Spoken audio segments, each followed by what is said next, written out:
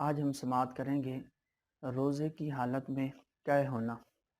آیا کہ الٹی کی صورت میں، قے کی صورت میں ہمارا روزہ ٹوٹے گا یا نہیں، اور اس کے ساتھ ساتھ اگر قے آ جاتی ہے، الٹی آ جاتی ہے، تو آیا کہ جو ہے وہ وضو جو ہے وہ ہمارا کس صورت میں ٹوٹے گا۔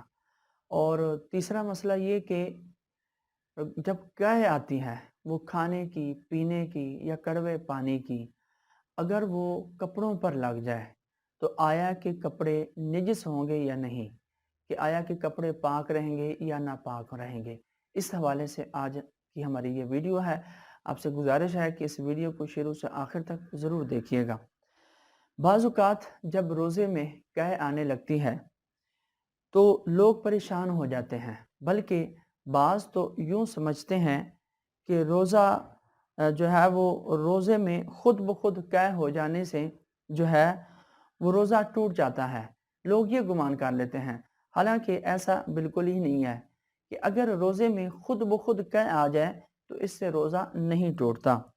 اللہ کے نبی علیہ الصلاۃ والسلام کا فرمان عالی شان ہے، جس کا ترجمہ یہ ہے کہ جس کو ماہ رمضان میں خود بخود قے آئی اس کا روزہ نہ ٹوٹا، اور جس نے جان بوجھ کر قے کی تو اس کا روزہ جو ہے وہ فاسد ہو گیا۔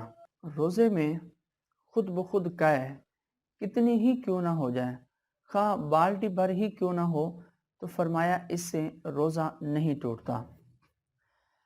اگر روزہ یاد ہونے کے باوجود قصدن یعنی جان بوجھ کر قے کی، اور اگر وہ منہ بھر ہے تو اب روزہ ٹوٹ جائے گا۔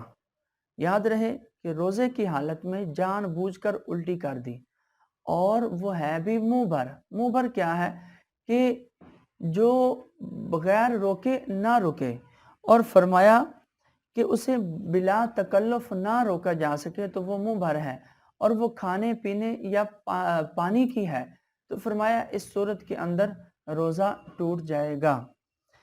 قصدن منہ بھر ہونے والی قے سے بھی اس صورت روزہ ٹوٹے گا جبکہ قے میں کھانا یا پانی یا کڑوا پانی نکلے۔ اگر قے میں صرف بلغم نکلا تو اس سے روزہ نہیں ٹوٹے گا۔ اسی طریقے سے جان بوجھ کر قے کی مگر تھوڑی سی آئی اور منہ بھر نہ تھی تو اس صورت کے اندر روزہ وہ بالکل ہی فاسد نہیں ہوگا۔ منہ بھر سے کم قے ہوئی اور دوبارہ منہ ہی سے واپس معدے کو لوٹ گئی تو فرمایا ان دونوں صورتوں میں روزہ نہیں ٹوٹے گا، کہ منہ بھر سے کم قے ہوئی یا پھر قے ہوئی تھی اور منہ تک پہنچی اور دوبارہ پھر اندر واپس معدے کو چلی گئی، ان دونوں صورتوں میں روزہ وہ فاسد نہیں ہوگا۔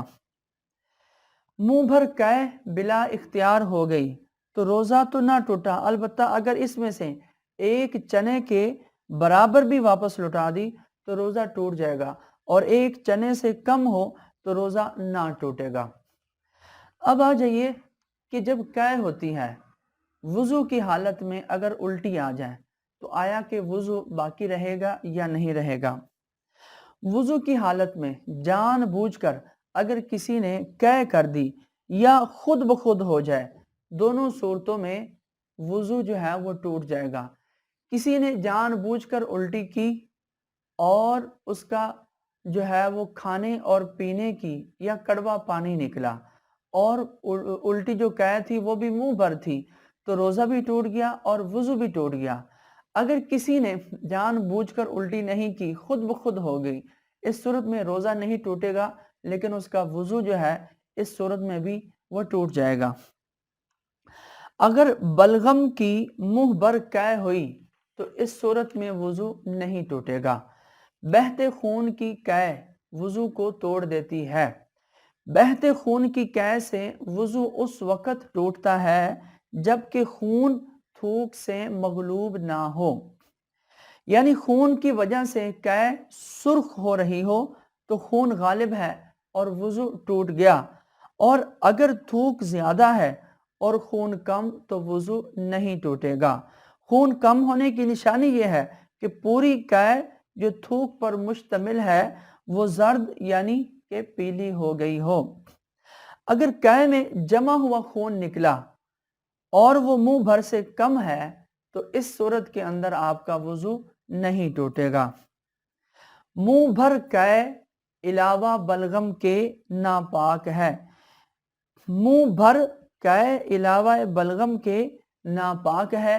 اس کا کوئی چھینٹا بلغم کے علاوہ جو قے ہوتی ہے، پانی جو نکلتا ہے یا کھانا نکلتا ہے یا کڑوا پانی جس کو صفرا بولتے ہیں، اگر وہ منہ سے نکلتا ہے تو اس کا کوئی بھی چھینٹا کپڑے یا جسم پر نہ گرنے پائے۔ اگر کپڑے یا جسم پر گر جاتا ہے تو جسم اور کپڑا جو ہے وہ دونوں ہی ناپاک ہو جائیں گے۔